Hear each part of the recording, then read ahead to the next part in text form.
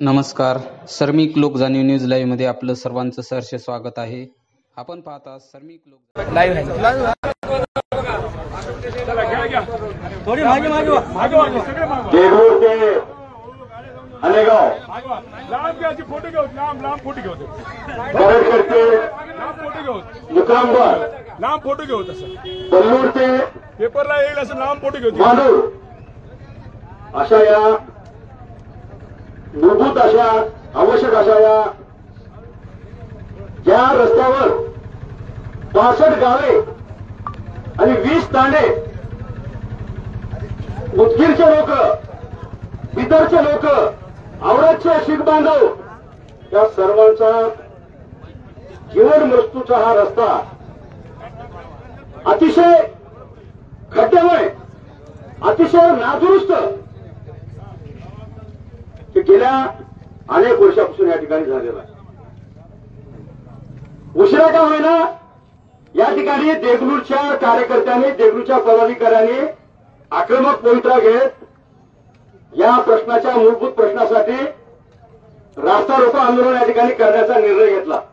या निर्णयाचं मी सर्वप्रथम स्वागत करतो आणि या आंदोलनाला शिवसेना, उद्धव बाळासाहेब ठाकरे पक्षाच्या वतीनं आत्ताच कोणतरी म्हणलं की गट, आमचा हा गट नाही, गट हा गद्दाराचा असतो, गट हा शेळ्या पेंड्याचा असतो, आमचा हा पक्ष आहे. मग या पक्षाच्या वतीनं मी सर्वप्रथम या आंदोलनाला पाठिंबा देतो.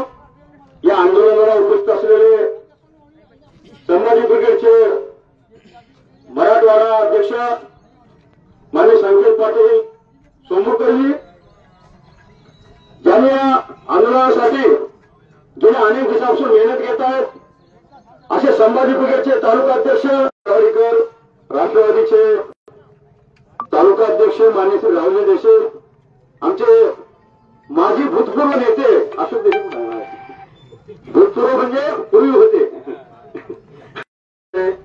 देगावकर साहेब, ज्यांना आपण करडखेडचे हजारे म्हणून ओळखतो, ते हजारे आंदोलनावर झोपून आहे, पण हा हजारे अजूनही रस्त्यावर आहे. असे आमचे हजारे साहेब करडखेड हानेगावचे, ज्यांनी शिवसेनेचं पंचायत समिती सभापतीपद भोगलं, हानेगावचे मार्केट कमिटीचं सभापतीपद भोगलं आणि हानेगावचे माजी सरपंच, माझे मित्र मान्य श्री विवेकजी फडकेटवार साहेब, या भागाचे राष्ट्रवादीचं नेतृत्व माझे मित्र मान्य श्री रमेश कांबळे शिवणीकर साहेब, शिवसेनेचे माजी पंचायत समिती सदस्य मान्य श्री बच्चेंद्रजी गवाले साहेब, संतोषजी छिद्रावार, शिवसेनेचे शहर प्रमुख संजयजी जोशी, संतोषजी कांबळे. मला इथं या ठिकाणी सूचना आलेली आहे की नावामध्ये आपण वेळ घालू नका. तुम्हाला सगळ्याचे नावं माहीत आहेत आणि आम्हाला सगळ्याचे नावं माहीत आहेत, त्यामुळे नावामध्ये वेळ घालू नका असं त्या ठिकाणी म्हणलेलं आहे. आता मच्छिंद्र गवाले साहेब या ठिकाणी बोलताना आम्ही जे नुकतंच देगलूर,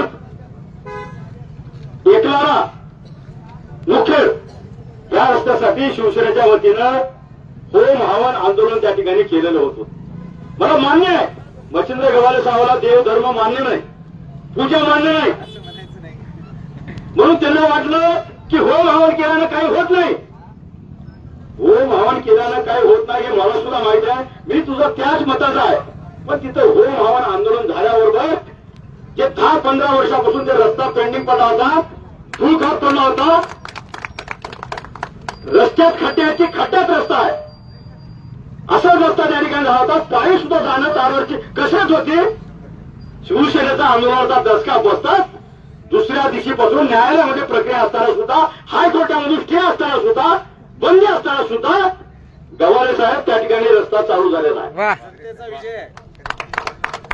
होम हवन, आम्ही शिवसैनिक आहोत, आम्ही नुसतं होम हवन जाऊन रस्त्यावर लाकडं जाणार, जवळजवळ लाकडं कांडीमध्ये घाला सुद्धा आम्हाला.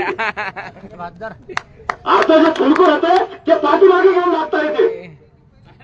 शिवसेनेचं आंदोलन म्हणजे असं आक्रमण आंदोलन होते, मोडझोड, किती केसेस होत्या, किती असं होत्या. माझ्यावर तर जेवढे माझ्या डोक्यावर केसेस आहे तेवढे केसेस आंदोलनाचे होते. मला त्याची पर्वा नाही. पण माझी मुलगी जर्मनला आहे, जर्मनला जाऊन येईपर्यंत मला काय तोडफोड करायचं नाही, म्हणून मी या आंदोलनामध्ये शांततेत आहे. जाता येत आम्ही कोर्टात तुमची परवानगी काढू. आता जर काही पोरं टाकलो तर मला जर्मनला जाता येईल, मला जाऊन येऊ द्या. म्हणून आम्ही सध्या शांततामध्ये होऊन राहून आंदोलनाकडे वळलो. याचा अर्थ आम्ही शांत झालो, थंड झालो, कुठतरी देवाचा असा गावात असं भाग समजू नका गावाला.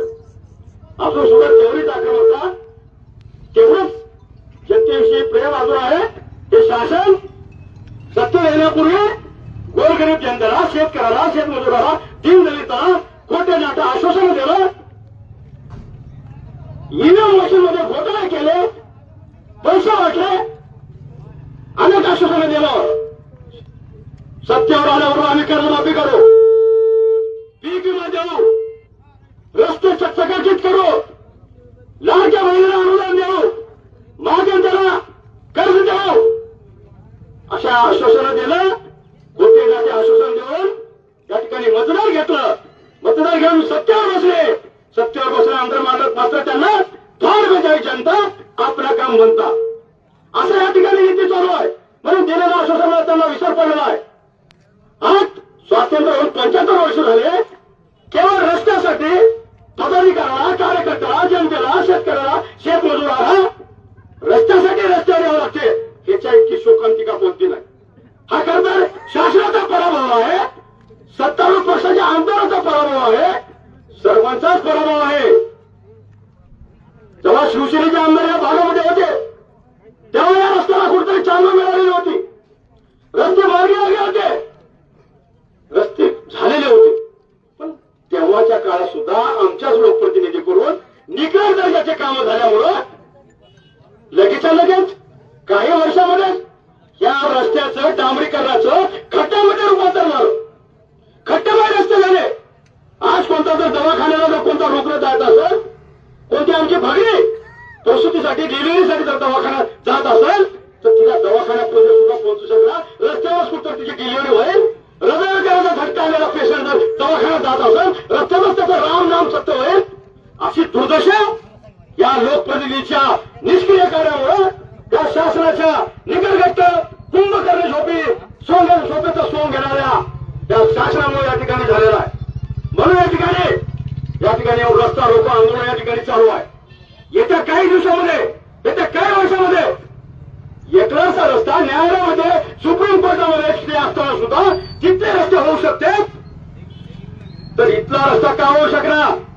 देगलूर ते हानेगाव, बल्लूर ते मानूर, कैसर ते मुक्रामाबाद हा रस्ता जर येत्या काही महिन्यामध्ये झाला नाही, 15 ऑगस्ट पर्यंत झाला नाही तर आपण याच्या पक्षात तीव्र आणि उग्र आंदोलन आपण सर्व पक्षाच्या वतीने या ठिकाणी करावं. आणि मला एक सूचना आहे की सर्व पक्ष आपण आंदोलन करत असताना सर्व पक्षाच्या पदाधिकाऱ्यांना विश्वास घ्या. आपण तारीख आणि वेळ देण्यापूर्वी त्यांची बैठक